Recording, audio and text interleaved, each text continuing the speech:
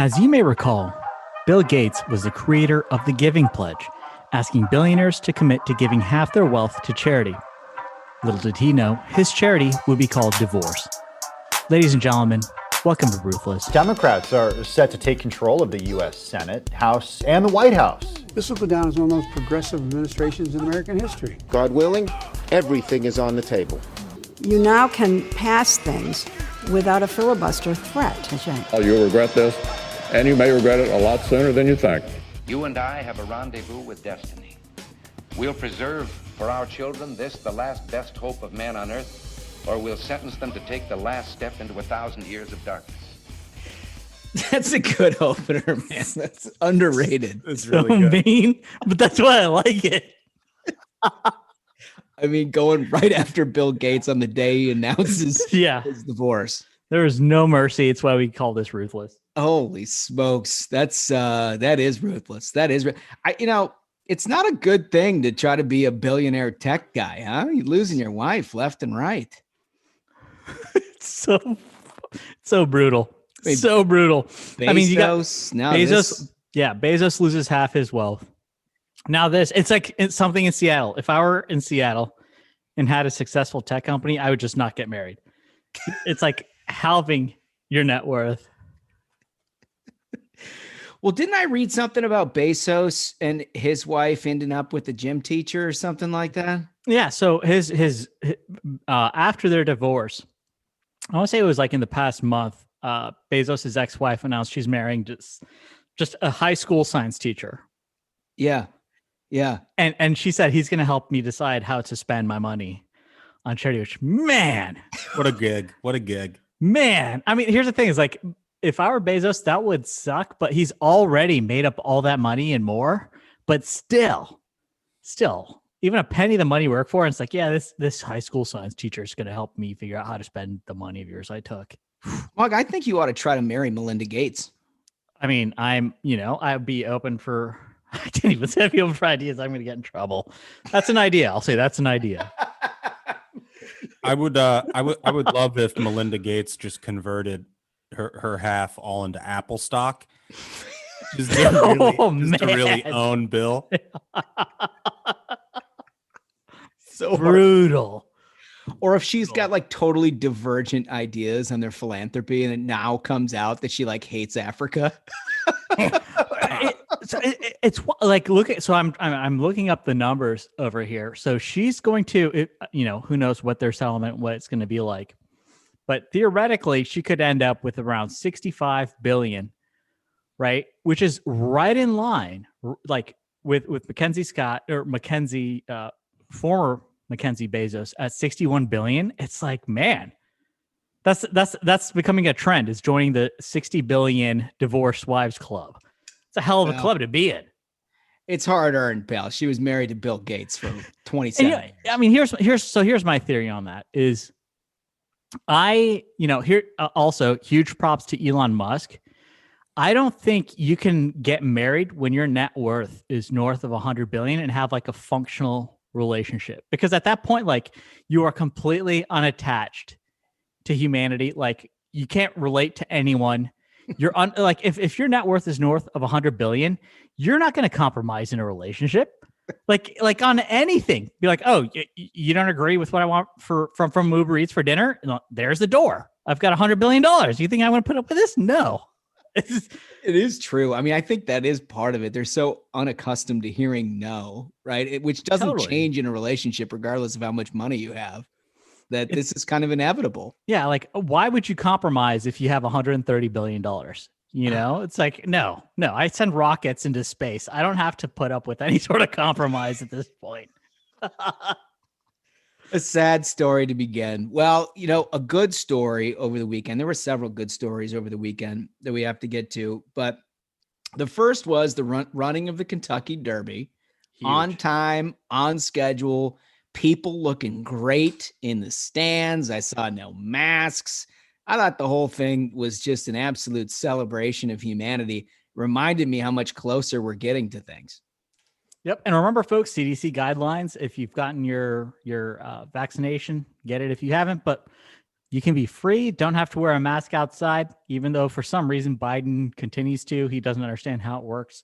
I think there's a lot of libs that don't know how it works. Before we get into the Kentucky Derby thing, I noticed, so also over the weekend, DC, the mayor Bowser issued this proclamation that she was going to rescind the mask ordinance for people who have gotten the vaccination, right? And she announced it, and it was great fanfare. Everybody was like, wow, that's really terrific. The city's getting back to normal. And then like a couple hours later, she just rescinds it. It comes back the other way. She's like, oh, no, never mind. It really has become this insane thing where they never want to take the masks off.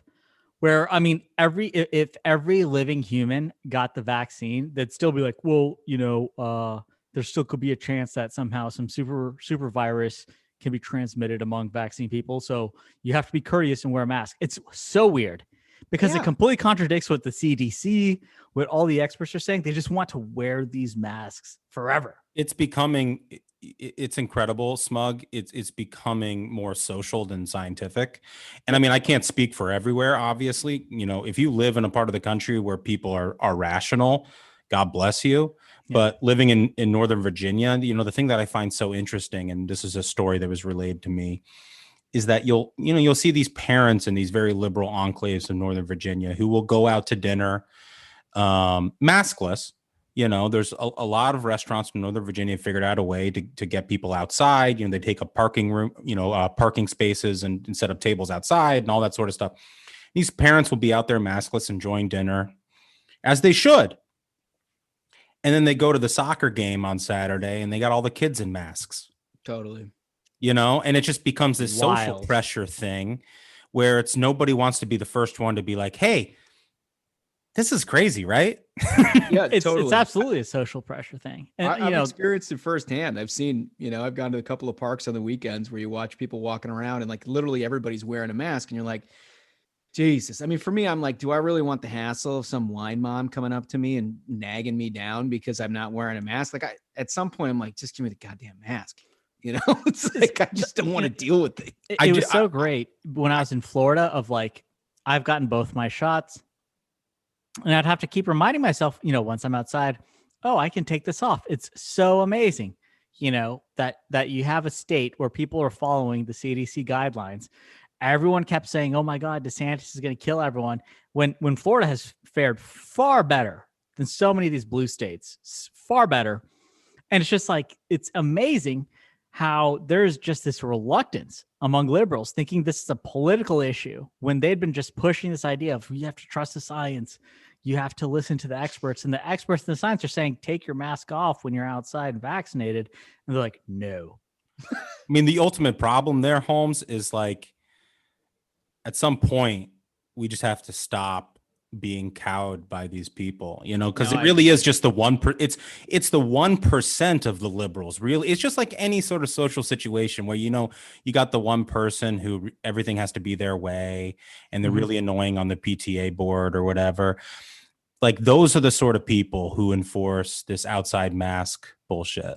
Right. No, I agree. So it's like, I feel like what we got to do in DC is like start working up to like the chin diaper. The mask on the chin.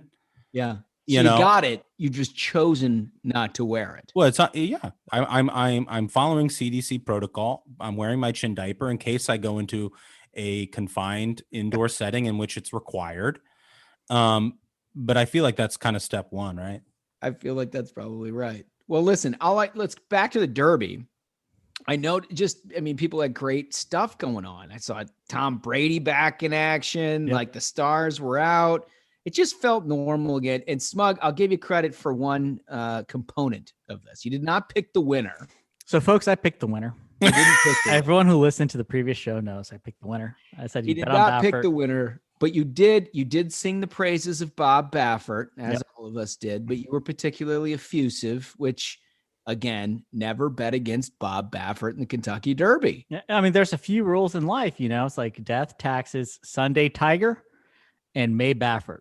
That's right. They always deliver, folks. It's incredible. We talked about it on the last podcast, but it's almost like Bob was kind of sandbagging his own horse. He was like, yeah, top 5, top 10, but he's not going to win it. And it's like, man, I love that he played it like that. I mean, the guy, there's so much to appreciate about the guy. Number one, he's got like that like boomer swag. Oh, You know, totally. he's got the boomer cut on the suit, shows up, gets the job done. And that it was total sandbagging. Duncan nailed it, where he was like, yeah, you know, I gotta like our horse's shots, because no matter what, no matter who you are, when you show up with your horse at the Kentucky Derby, you're like, okay, which horse is with Bob? You know, that's the one you got to keep your eye on. And he just like got in stealth like. He's one of those dudes, and I'm sure women, there are women like this too, but he's one of those dudes that you notice their sunglasses always are perfect. Right? Oh, like swag as hell. You're like, dude. hey, dude, what kind of sunglasses are those? Literally every Yeah. time I see him, I'm like, what kind of sunglasses are those? And because like this time he had like a two-tone blue tint to him. Yeah. It was like they're like very few dude. Like Eric Church is one of them, right? Where you look at his sunglasses, you're like, what kind of sunglasses are those? I want those sunglasses. Every time Bob Baffert shows up at the Kentucky Derby and it's never the same set of sunglasses, I'm like, what are those? Yeah, he crushed it, dude. The silver mane, Right, on the right. track, He just crushes it. He looks like a majestic lion. Yeah, You know? dude. That's does. the Baffert look. If Yeah. I So, look like you know- he does when I'm 65, I'm going to be the happiest man in show business. Seriously. I mean, he's really got the job, dude. Just race horse. You just race the ponies, drinking bourbon in Kentucky. You can't beat that. Well, let's be honest. It doesn't look like he's like in the mud hauling them things around, right? I mean, he's presiding, but he's deserved it because good Lord, has he got a record. Unbelievable. Yeah. Huge winner. Congratulations to him.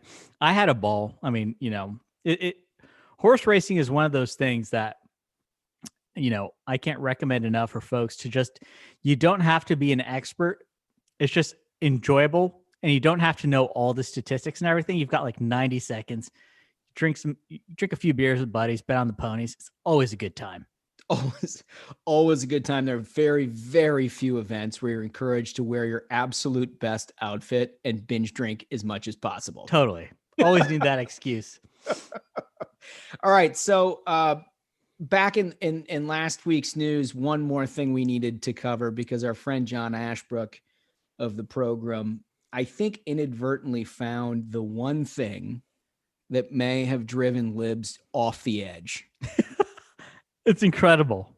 He tweeted out on a couple of occasions. The first one was inadvertent. The second was very purposeful. The numbers for the Biden joint address versus Trump, Obama, Bush, and Clinton. And the end numbers, this is the total audience that of people who watched these addresses. He was substantially behind. And as soon as he tweeted the first one out, libs just went nuts. They really went crazy. And that's how you know you've hit a gold mine. And the numbers that he put out. So like, for example, Obama in 2009 had 52 million viewers. Biden had 27.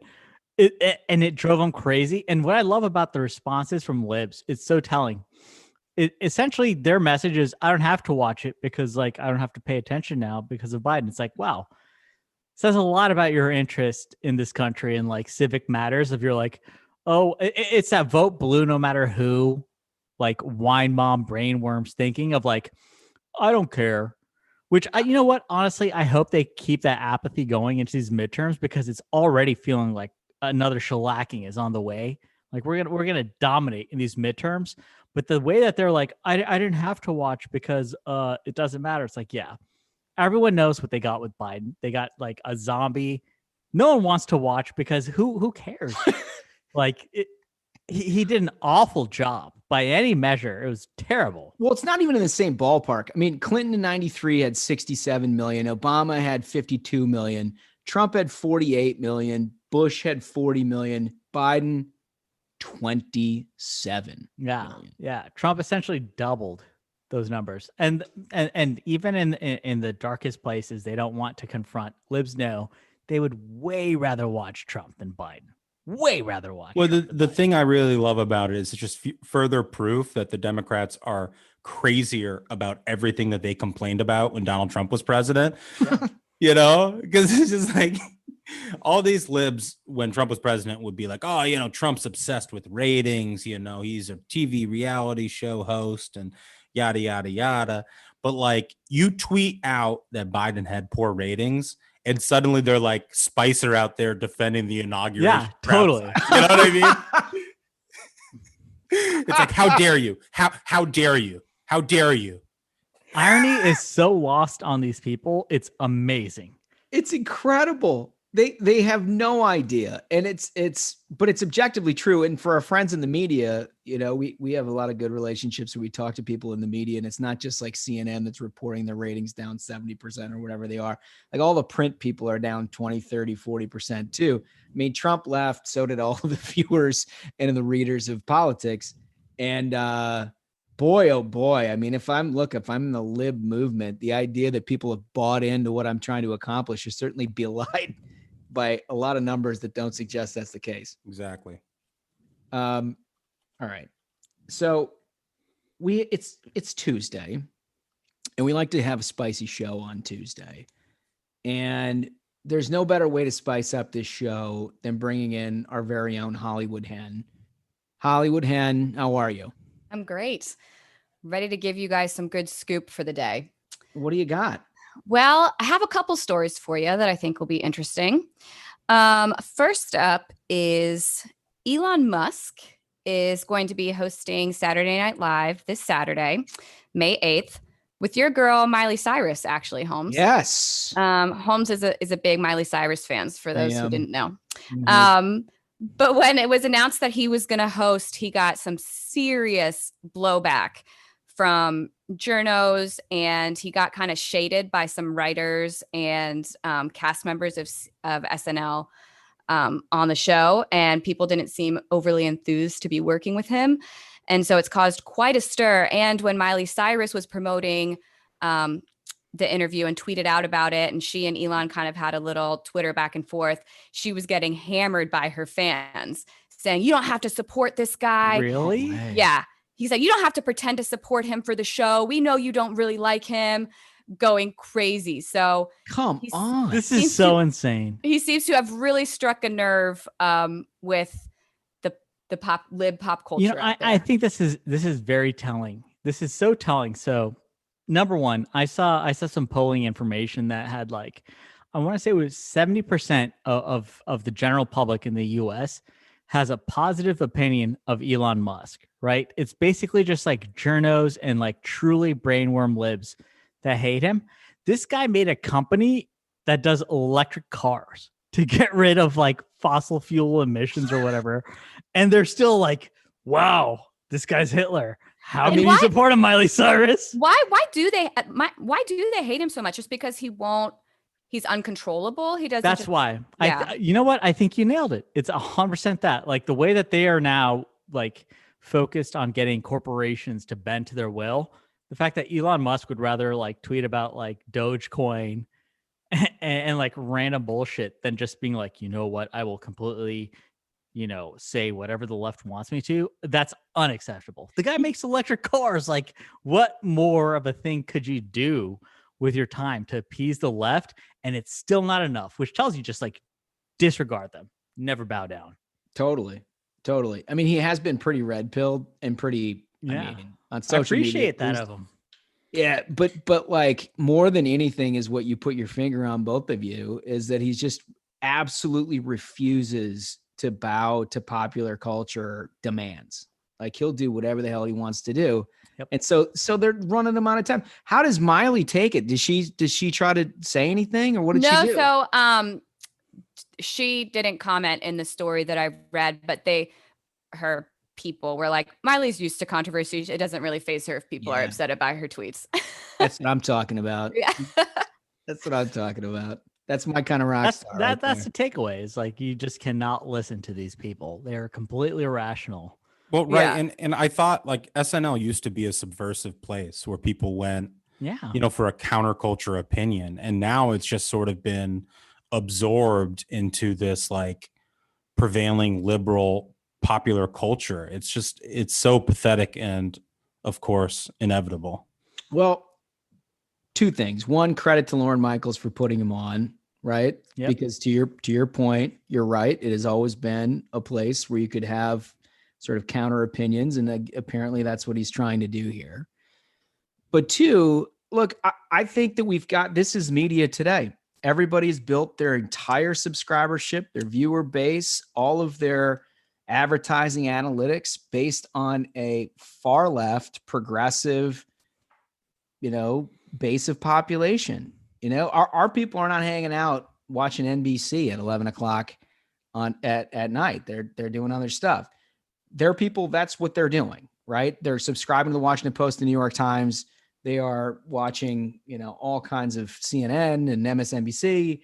Can I have my based take on that? Oh yeah, please. So number one, I've pushed this theory, and I still believe it in my heart to be true to this day. Essentially, SNL is only watched by like journos at this point. They're the only people who really care. Number two, the reason conservatives don't really watch SNL or care about it is because they have other things to worry about, like a family or like going to church on Sunday. They don't need to sit there and watch a show way past its prime, whose only punchline is like, hey guys, Orange Man bad, right?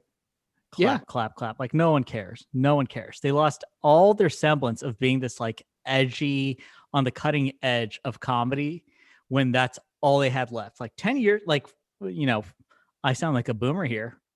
Apologies to the youngsters, but if you watched SNL 10 years ago, they had jokes that had to be funny. It's crazy. They had to actually make people laugh. And now it's just edgy. Now it's just like a completely left-wing political like powwow of, hey guys, we're right. Orange Man bad, right guys? And that's all that they can try to do to get claps. Well, yeah, that's absolutely right. Like the whole point of SNL was supposed to be irreverent. Like you're supposed to be able to make fun of everyone. And everybody's ox gets gored at some point. Like that's the whole point of comedy.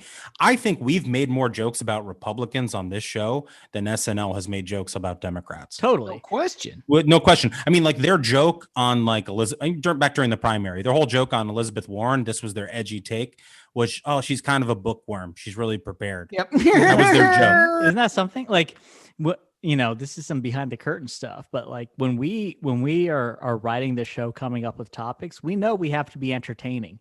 There's no like cheat code of where we can just say, oh, Orange Man bad. Like we actually focus on trying to inform and entertain. And SNL, their obligation has become completely, opposite of what comedy is supposed to be, which is pushing the envelope for laughs. Smug, it's all pop culture.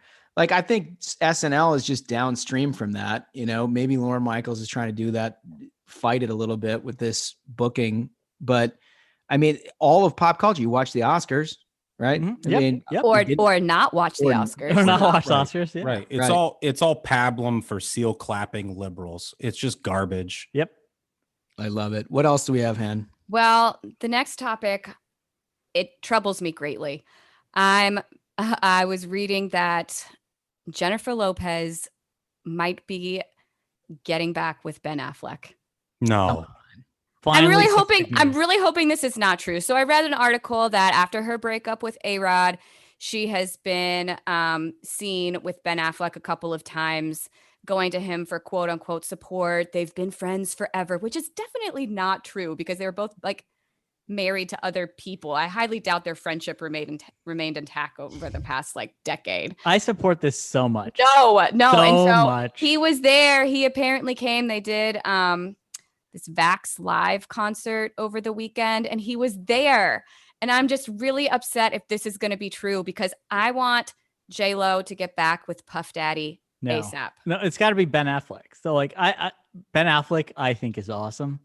I was telling the guys, this photo came out like a few weeks ago of Ben Affleck answering the door where he got like Uber Eats from Dunkin', which is just like such a Massachusetts thing to do. But like he opens the door, it's like 9 a.m. or something. He's got like a beer and a cigarette, just picking up his donuts and coffee. And all the guy wants to do is just like drink, gamble, and smoke. That's all he wants to do. Like, I don't think you can find a paparazzi shot of him in the past 5 years where he's not smoking a cigarette, just looking like it's time to hit rock bottom. Which normally I like kind of the, like that kind of vibe for my celebs, but for some reason them as a couple, it just doesn't do it for me. Doesn't work. I don't know if it was like Gigli or whatever that was. I just feel like when they were together before, it was just not J-Lo's best. So, Hen, whatever happened to Jennifer Gardner? I thought she was. I can't keep up on all this. I thought she was with Ben Affleck. Yeah, so they have 3 kids. They got divorced. She's great. I love. She her. said she said great. that he drank too much and gambled too much, which is why I 100% take Ben Affleck's side. You would take Ben Affleck 100%. over J-Lo and Puff Daddy though? Absolutely. I feel like Puff Daddy and J-Lo were like the pinnacle of all that was great about 90s and like the rap scene and pop culture and everything. It's bro code. If you've got a guy who has obvious gambling problems and just likes to rip cigarettes all day, that's whose side I take. Like without a doubt, every time. I'm not opposed to that. I'm just saying in Jennifer Lopez's interest, she's been hanging out with a professional athlete for the last few years. She's managed to defy gravity. She looks absolutely incredible. Yeah. Yes. I think if she goes and hangs out with a dude that's like, drinking all hours of the day, gambling and smoking, she's probably not going to keep that up. I don't know. I support rock bottom dudes. That's like it. if That's you're it. listening, I got a pack of prominent lights. Gas up the jet. Let's hit Vegas. I'm on. Support you. I've been converted. I'm on Smug's side now because Ben Affleck's definitely in his dad bod mode. Yes. Dude. So yes. I mean, him being able to pull Jennifer Lopez still, I'm on board now. I'm not going to believe this until it's really fully confirmed. I'm just hoping it's just a shoulder for her to cry on and then she finds someone much better.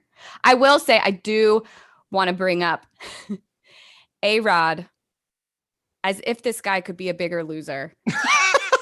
After they broke up, after it was announced that they broke up, A-Rod went on Instagram Live or Instagram video. Oh no. And just did a video of all of the pictures of them together in his house to the soundtrack of Coldplay's Fix You. Oh my God. You guys. No. That's some real cringe. I could not. It was awful.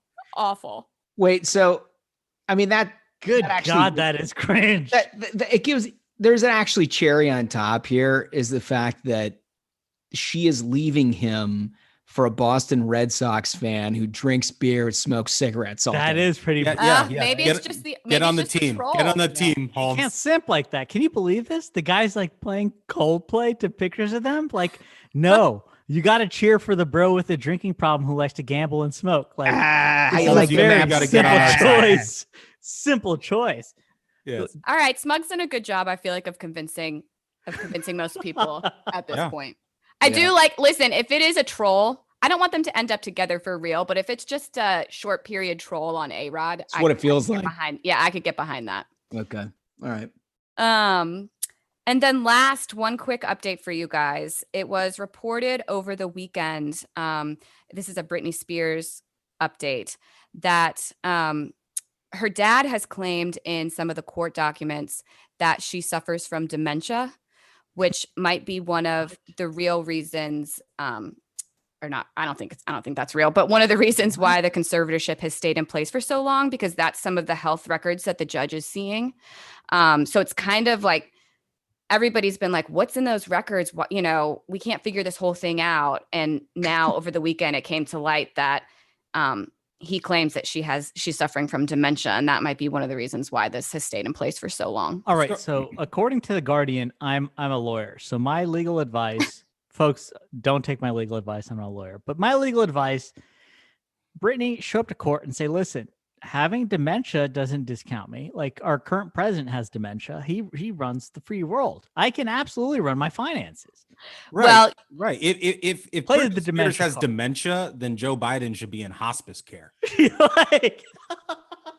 I mean, she had like a residency in Vegas. That's the thing. She's had a residency for years in Vegas. And she toured for a little bit too a couple years ago. It doesn't make any sense. There's no way she could sing, remember, dance, very complex choreography and dance routines, and do all of this and have dementia. It's a wild claim.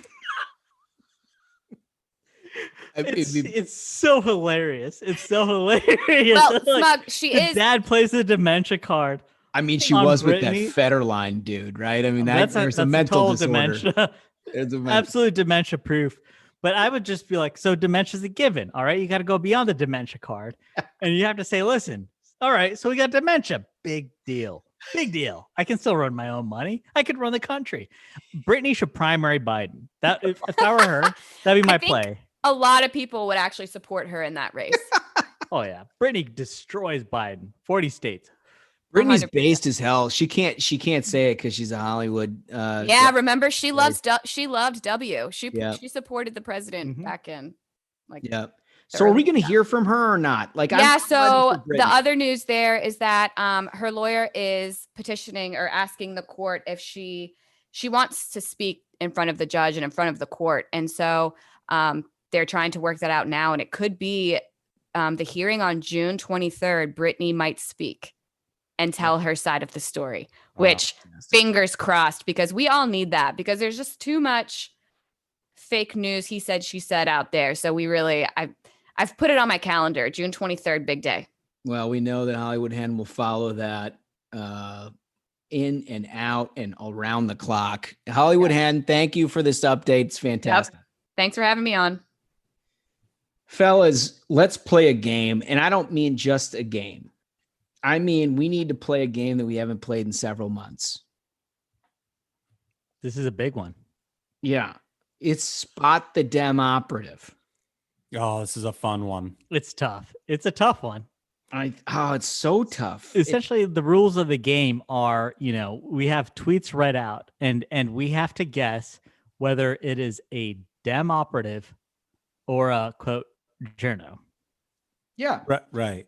And so I read them out, and there's 4 tweets or statements, 3 of which are from journalists, and 1 is from a Democratic operative.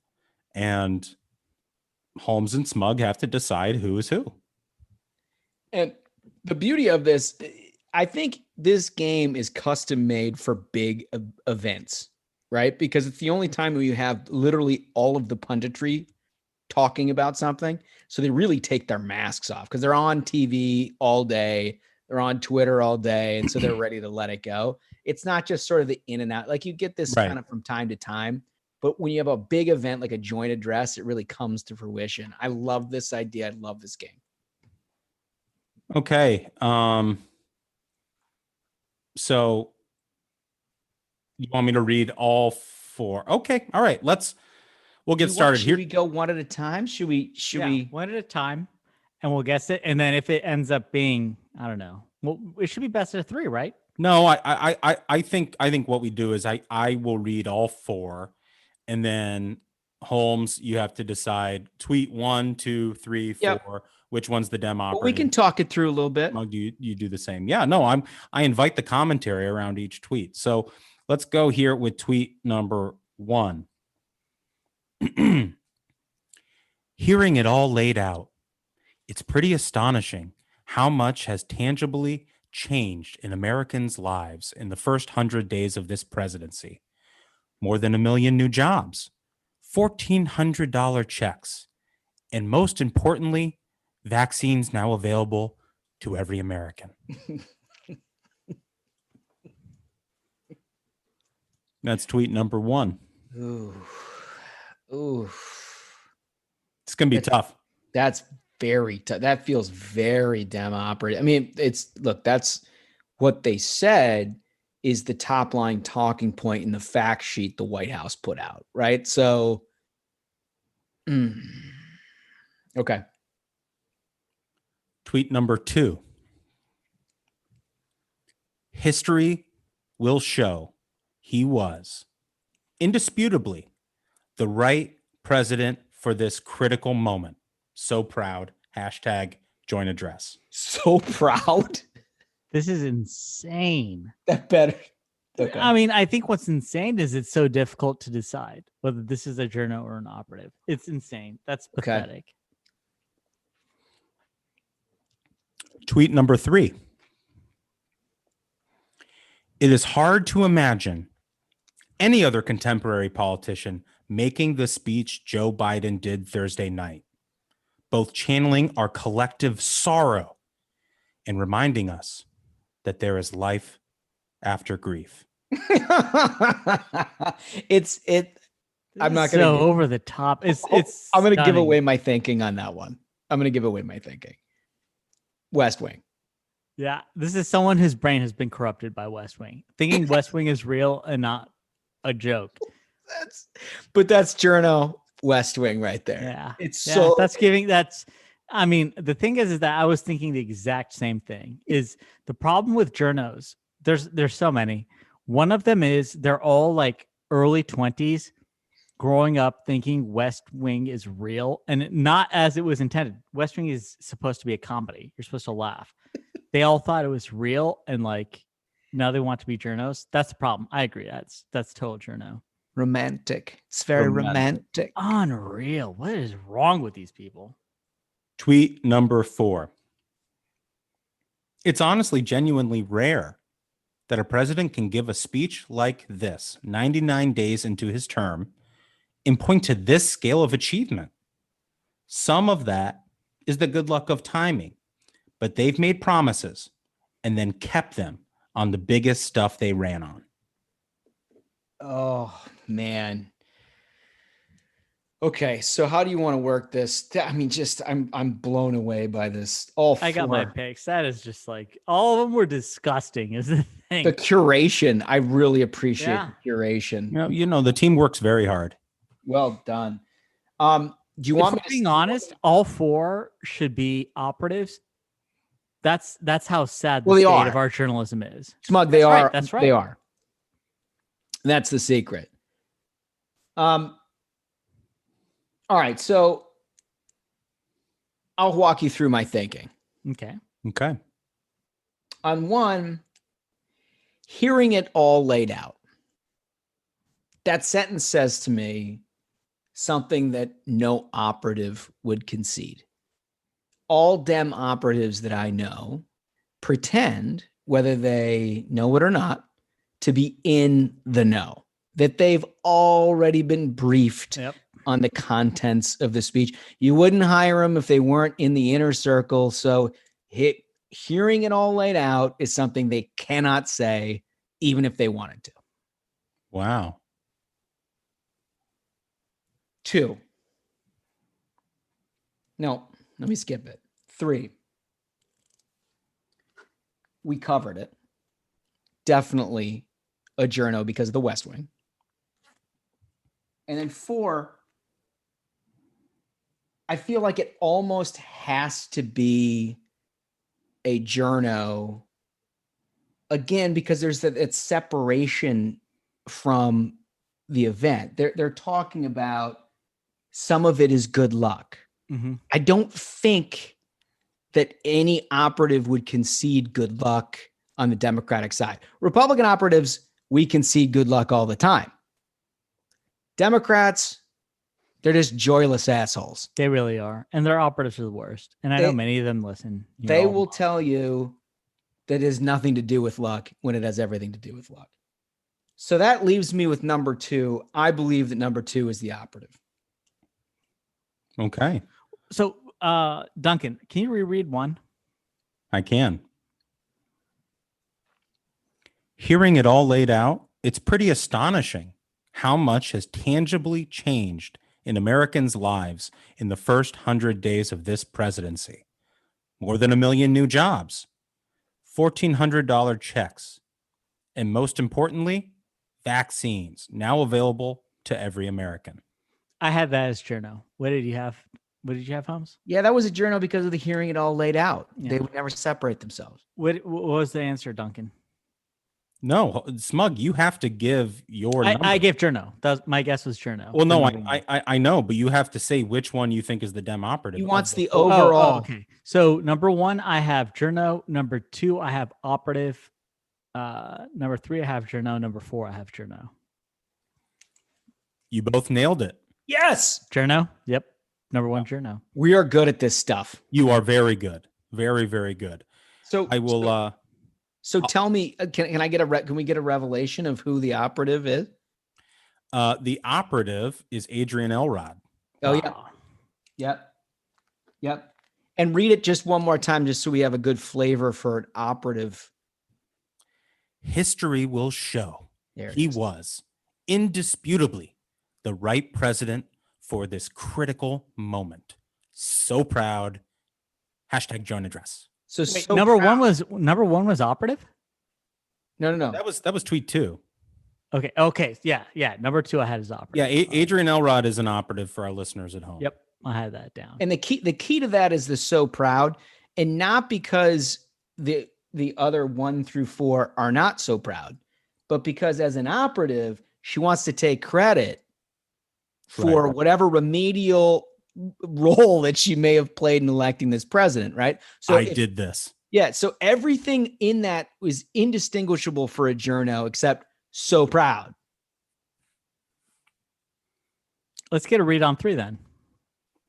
Number 3 I had as journo. Oh, this was the West Wing take? Yeah. Holmes, you had as his journo too because of the West Wing, right? Yeah. That was Politico Playbook. Wow. Come on. Yikes. So we nailed it, but my God, that's pretty sad. I'll just read that one again because it's sort of remarkable.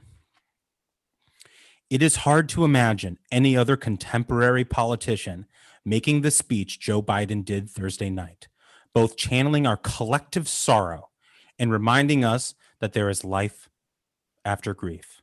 Oh, Jesus. I'd never thought I'd see that in Playbook. These people are shameless. I never thought I'd see that in Playbook. It is remarkable to me what Biden has sort of developed here as far as a rhetorical strategy goes. It's sort of this performative exhaustion where he just sort of whispers along the speech like it's obvious these are the things we're supposed to be doing. It's actually kind of a good strategy. It's sort of like, come on. Hey, we got to spend this $6 trillion, obviously. You know what I mean? He's got both hands in your pockets. Right. Yeah, so that one was Playbook. Number 1, the hearing it all laid out tweet, that was Charlotte Alter from Time magazine. Got it. And who was number 4? Number 4 was a real friend of the program. Oh. Chris Hayes. Oh, perfect. Yeah, I had to put a Chris Hayes in there. I thought you'd appreciate that, Holmes. Wait, so I nailed it. So number 1 is a journo. Yep. Number 2 is an operative. Right.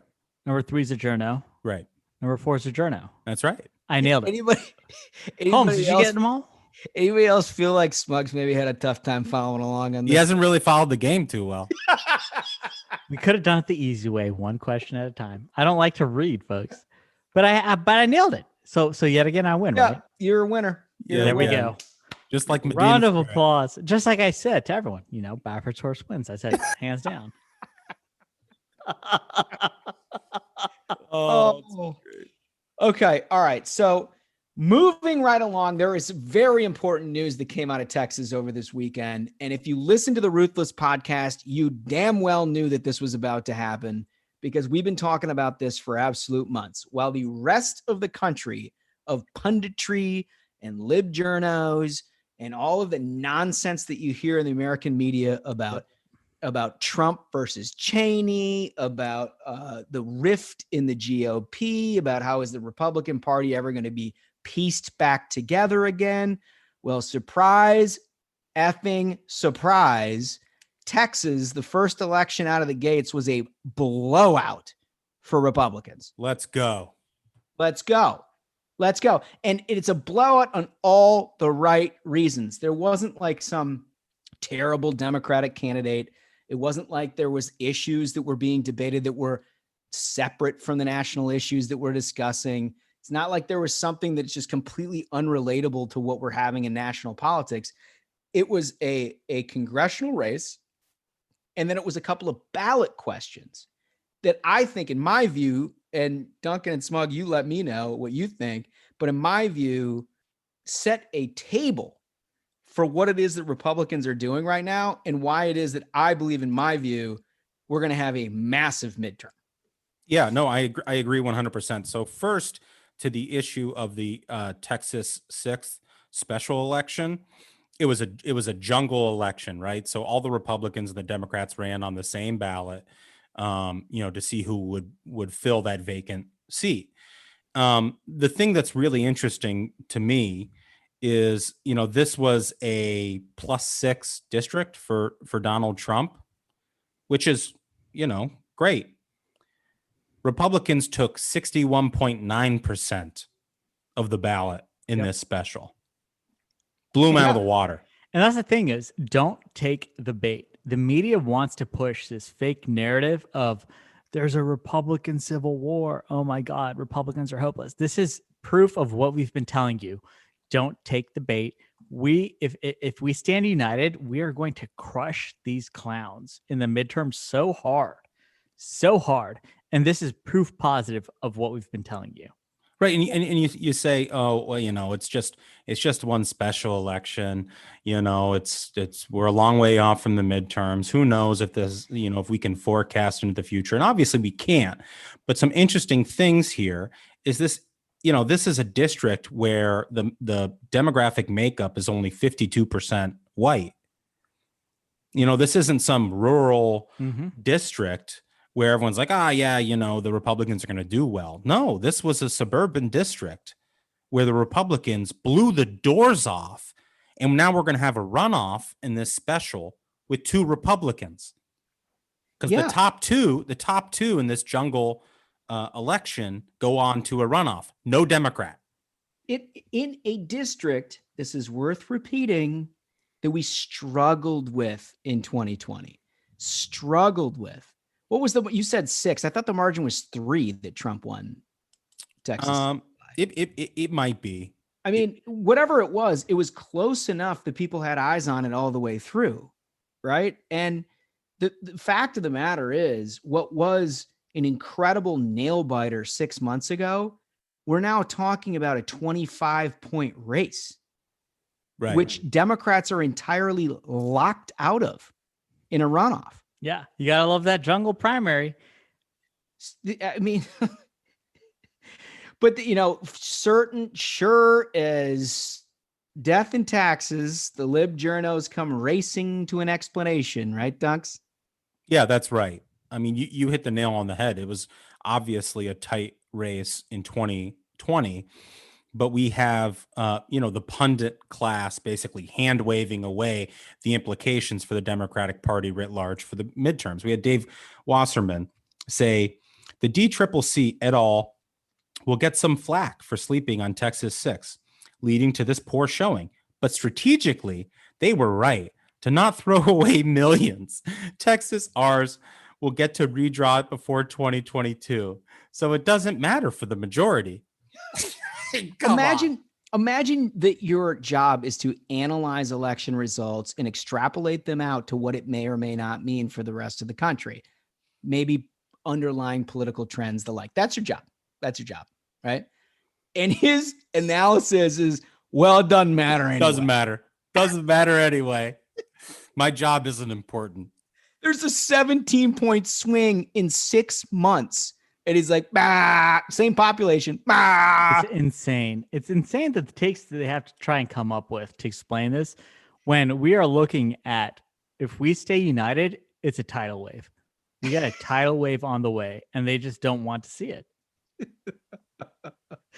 I mean, it's incredible. Ben Jacobs had one too. He said, would note that this also one aspect where a lockout in Texas 6 might be a net plus for Dems. Incredible. If they made the runoff and then got blown out in a suburban Trump +3 district, it would have a really awful omen for the midterms. Again, we already had the omen. Yeah. This was the fucking omen. What are we talking about? Getting locked out of election lockout's day is not an omen. Like, wake up, dummy. This is the telling on yourself part.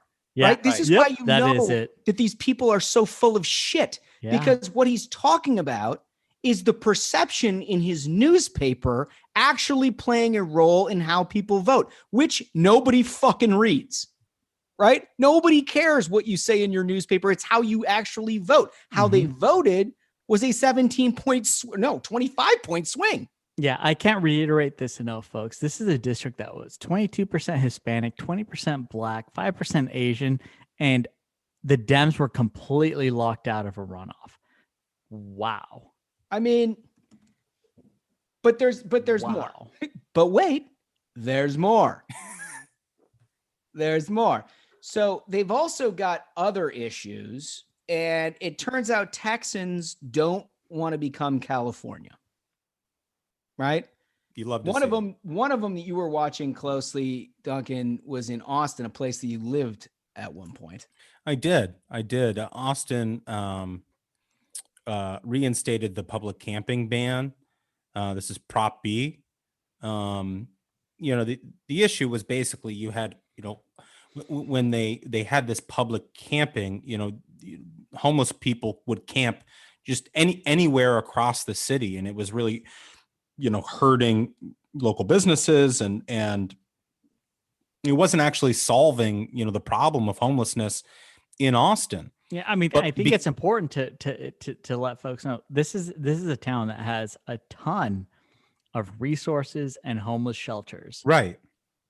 But what they had done basically is San Francisco had exported its liberal policy to Austin. We talked in one of the recent episodes about, Miami and Florida and how great it was. And you hope that these new people coming in and move in don't bring their liberal policies with them. Well, Californians did bring it to Austin. Yep. And the voters of Austin, after getting a real good look at what that liberal policy does to their city, said no, which is fantastic. Yeah, and hats off to Matt Makoviak down there, this county party chair, who's been ringing this bell for a long time. I've noticed it on Twitter. I never thought he'd win because of all of the, sort of liberal enclaves that have developed as a result of people coming in from California, but they won. But like you look in New York City. I had a friend who lived in the Upper West Side who would have these horror stories of the city was just like moving this homeless population into the Upper West Side. They did not take the approach I think should be taken of where, you provide resources, you let these people get rehabilitation if they're on drugs or whatever. No, they're like, we're going to put them up in hotels, free to do whatever they want all day long. And that ends up in an absolute mess. If you don't, I think the liberal mindset is actually the opposite of what is humane, of where they're like, hey, don't provide these folks with treatment, let them just do whatever they want, don't provide any kind of a support system. It's okay. It's almost like how they were saying knife fights are normal. It's like, right. Yeah, letting people shoot heroin on the sidewalk is very normal. Right. It's this patronizing, soft-headed do-goodedness of liberal policy. That's exactly it. That exacerbates the problems in these communities. Absolutely. 100%. You hit the nail on the head. It doesn't solve any of this stuff. And it wasn't just the camping issue in Austin. They also voted against what they were calling the strong mayor prop. Oh, yeah. What was that again? Well, so basically it would empower, Mayor Adler to have more authority. And the voters of Austin were like, nope, you've done enough, sir. Wasn't he the original COVID camper? The guy that took off for somewhere else in the middle of the initial lockdowns? Yeah, no, absolutely. And the thing that's really interesting here, guys, and it's like back to what we were saying earlier about how the media wants us focused on Trump versus Cheney and is there dissension within the Republican Party? What you're actually finding is there's actually some of these liberals who are pretty common sense at the local level. Yep. Right. And we've been talking about this for months with the schools issue, right? With getting schools reopened, is that if you could go to the local level, the grassroots level, and talk to voters one-on-one, you could convince even some of these Democrats that what these liberals in power want to do is wrong. Right. And it's not just in Austin. In Dallas. Well, hold on. But wait, there's more. Exactly. There's more. In Dallas, 2 school board candidates were elected by a 70% margin in the school board race, opposing critical race theory. They ran apparently almost exclusively on opposition to critical race theory. Exclusively. Hannah Smith, Cam Bryan, both who are vocal opponents of critical race theory, received nearly 70% of the vote in their respective races in the Dallas area. This is Carroll Independent School District. You love to see it. So I've seen some messaging on this. Like NBC had that tweet that just got ratioed to hell and destroyed, saying that like Republicans oppose anti-racism. It's like, no, here's the messaging. Republicans oppose neo-racism, because that's what CRT is. Critical race theory is neo-racism. They want to segregate, college graduations. They want to divide and conquer. So when you think of CRT and all the garbage that they're putting into public schools, it's neo-racism. That's the label that should be applied to it. That's what it is. I mean, that's definitely what it is. And you see it starting to pop up here on the national level too. I mean, this has been bubbling around in school districts across the country. We've seen it in Virginia and elsewhere that we've covered on the program. And then last week, there was a regulatory proposal that came out that I don't know if I have this exactly right, but the Biden administration essentially wanted to award grants to school districts that engage in the 1619 project, right? Or elements of the critical race theory, which of course is exactly what we've been talking about all along. And you saw a huge number of Senate Republicans, McConnell and a huge crew step up to say they're going to fight that all the way through. This is what we've been talking about all along, right? There are these issues at a local level that are beginning to bind, that are translating up to a national level, that Republicans are actually fighting. They're not worried about Donald Trump and Liz Cheney. They're not. They're worried about their kids getting an education. They're worried about their ability to save money for their future, pay for their education, pay for their homes, their food, the inevitable inflation that comes with $6 trillion worth of spending. That's what conservative people are actually paying attention to. They don't give a shit what the punditry has to say about the inter-party civil war.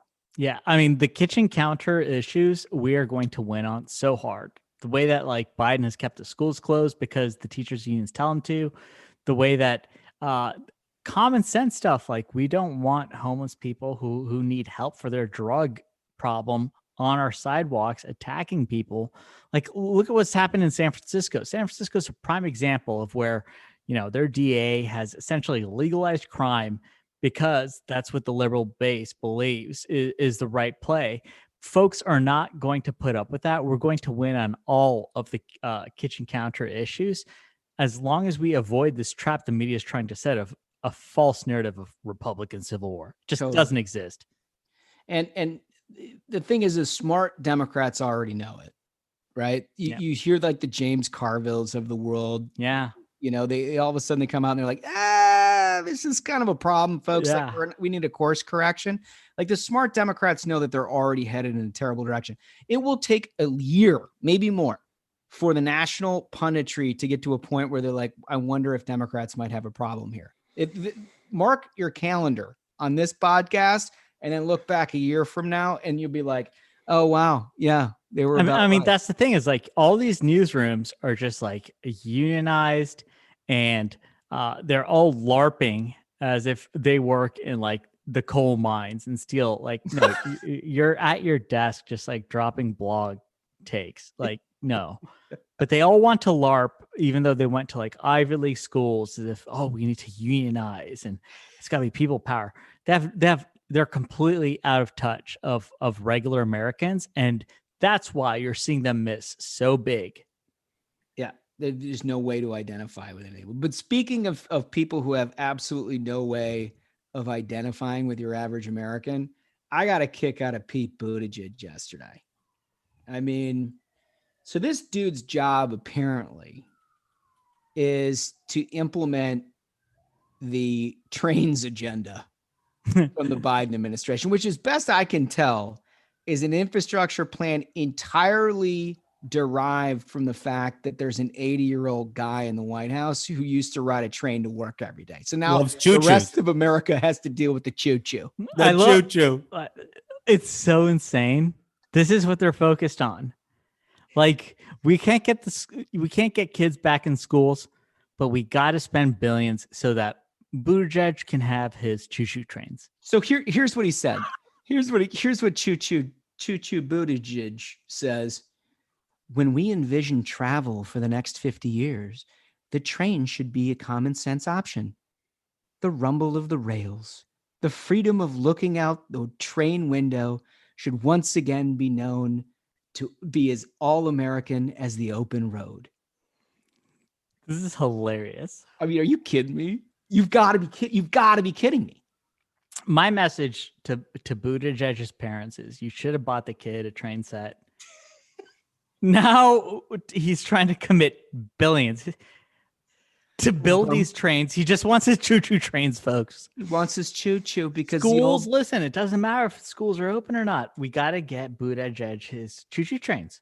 The old man needs his choo-choo, so Buttigieg has got to deliver. He's like romantic about a time in America that hasn't existed for 50 years. It was like the 1800s. Yeah. It's like, all right, we just got to bring back the choo-choo trains, folks. Everything will be okay as long as I've said it before, and I'll say it again, folks. And this is a fact. We have to focus on jetpacks. The future of transportation is not the choo-choo train. It's the jetpack. Think about traffic, folks.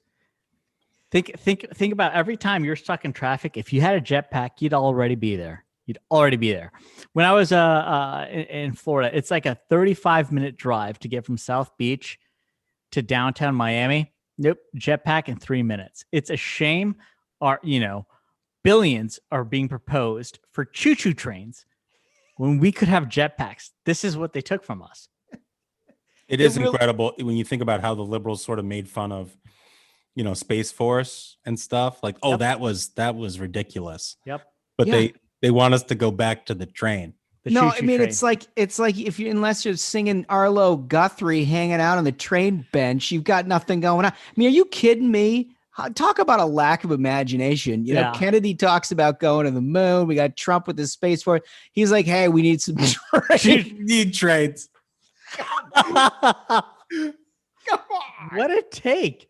Like they can't get schools open because the teachers unions won't let them. And they're like, nope. All right, guess choo-choo trains. That's our best idea. They have a meeting and they're like, all right, what are we going to propose for infrastructure, folks?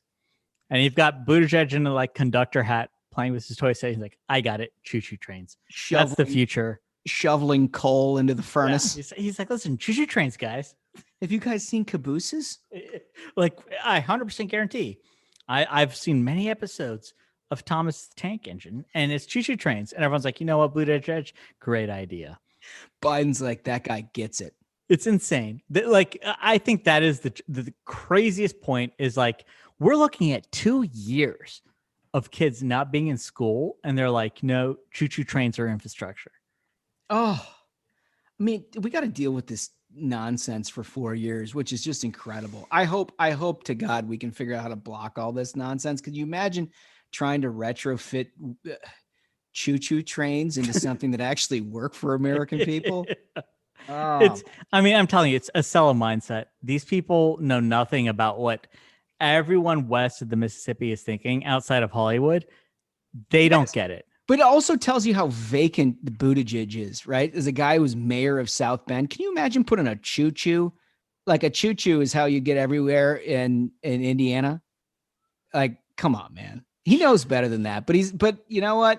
He's there to play the game. He got an assignment. Yep. So now it's rumble of the rails. That's what it is. As if he has this deep, throughout history, he has this deep to the connection to choo-choo trains. He's like, listen, I waterboarded a lot of people in my CIA black site, and all that occurred to me is choo-choo trains. Alleged. Alleged. Oh, what I gotta say, his rumble of the trains was an extraordinary rendition. Oh, that's hardcore. But honestly, I think that's a wrap, right, folks? I think so, buddy. Give people what they paid for. That's been a banger of an episode. And folks, we appreciate our listener numbers continue to go up. So we are so appreciative to our listeners and the many guests. Our guest lineup, we don't want to spoil it, but our guest lineup coming up is really going to be and appreciative for Hugh Hewitt. Yeah. The guy had y'all on his radio show, and he's been, promoting the program. Apparently he's a huge listener and a big fan, and we really appreciate that a lot. It's boosting our numbers. We love it. As we are of his. I mean, I've been listening to Hugh forever, and he's been so on top of it for so long. I can't tell you how appreciative I am for him saying nice things about the program. And if you haven't listened to that interview, you should definitely hit up Hugh Hewitt's website, listen to it. It was fantastic. So I think that's a wrap on this one, gentlemen. Another great episode in the can. So until next time, minions, keep the faith, hold the line, and own the libs. We'll see you on Thursday. Stay ruthless.